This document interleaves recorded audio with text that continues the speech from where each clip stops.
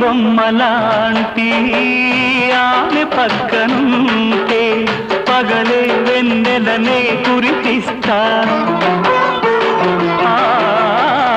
నీడలాగా నాతో ఏడడుగులు సాగితే ఇలలో స్వర్గంనే సృష్టిస్తా రసరమ్యం ఆ రాగ విలాసం రసరమ్యం ఆ రాగ విలాసం వసివాడదు అది ఆ జన్మాంతం అందమైన నా ఊహల మేడకు ఆవిడమణి దీపం అంది అందని నాశలకు ఆమె ప్రతిరూపం ఆ తలపే నా ధ్యానం ఆ అభినవ దేవత నా ప్రాణం